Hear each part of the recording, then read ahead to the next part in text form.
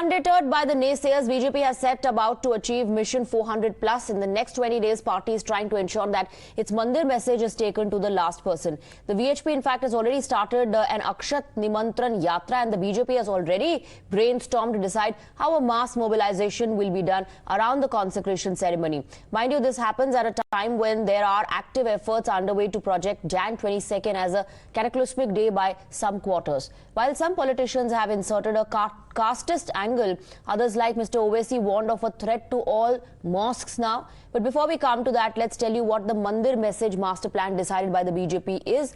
Sources say that the Saffron Party is planning to highlight the religious and cultural significance of the Ram Temple, the party's contribution to the movement, and of the hurdles that were created by the opposition.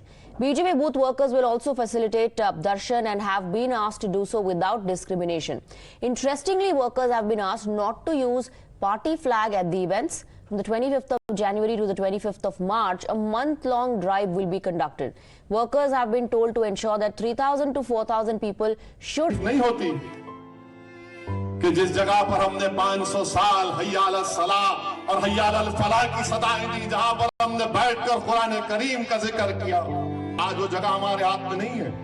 अपनी मिली हमियत को, मिली अपनी ताकत को बरकरार रखिए। नौजवानों, मस्जिदों को आबाद रखो।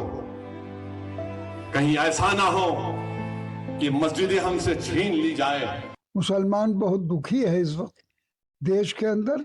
मुसलमान के साथ जो जुल्म, ज्यादती और दुख और तकलीफ पहुंची है, तो बहरहाल ये मुसलमान का दिल ही जानता है। Well, even today, the BJP is being questioned. Why the political mobilization around a religious event? Is this the BJP capitalizing on Ram Mandir to take it to 400 and beyond?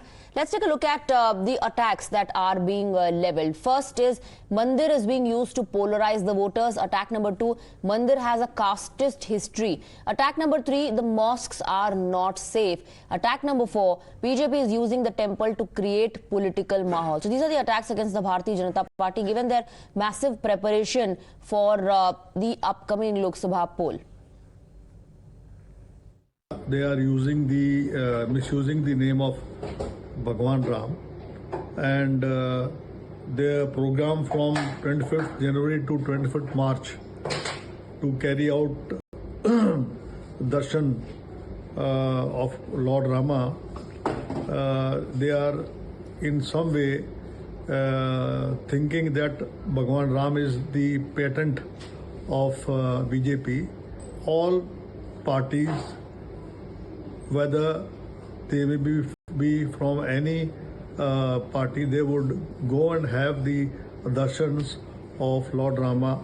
It's an old wine in a new bottle. We have seen Ram Temple, movement by Advani, and at that point of time, BJP was trying to assimilate and collect people on the slogan of Ram Temple movement.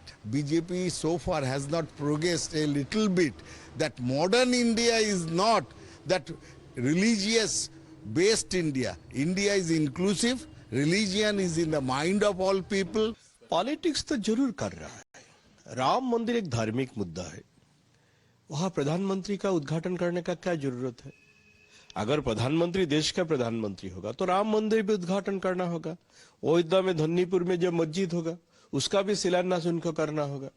अगर प्रधानमंत्री का बात बोलो, अगर धार्मिक नेता का बात बोलो, मुझे जहां तक पता है मोदी जी तो धार्मिक नेता नहीं है। ये देखो, राजनीति और धर्म एक कर दिया।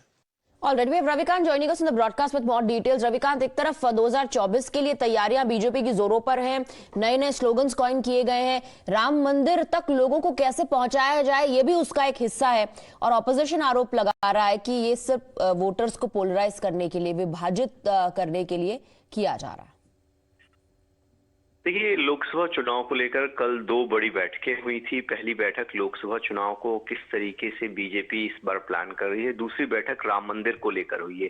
बीजेपी ने क्लियर कट इंस्ट्रक्शन दिया है कि राम मंदिर को लेकर कहीं भी बीजेपी का कोई भी झंडा इस्तेमाल नहीं किया जाएगा। लेकिन ये सच है कि बीजेपी चाहती है कि मैक्सिमम लोग अयोध्या पहुंचे। उसके लिए उन्होंने एक प्लान भी तैयार किया है। हर राज्य से 2 बड़े पदाधिकारियों को बुलाया गया था और इस बैठक में यह तय किया गया है कि हर सांसद और विधायक अपने एरिया से लगभग 3 से 4 हजार लोगों को 22 तारीख के बाद यानी प्राण प्रतिष्ठा के कार्यक्रम के बाद अयोध्या लेकर जाएं और रामलला के दर्शन कराएं।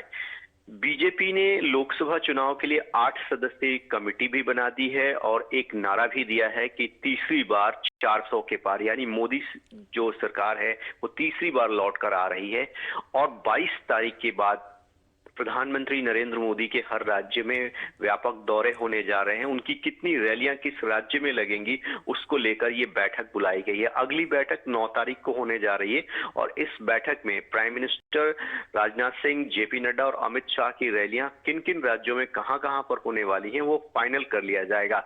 अपोजिशन भले ही राम मंदिर को लेकर बीजेपी को क्रिटिसाइज कर रहा है, लेकिन बीजेपी इसे एक पुनर्जागरण के रूप में देख रही है कि किस तरीके से हिंदू धर्म के लोगों को दबाया गया।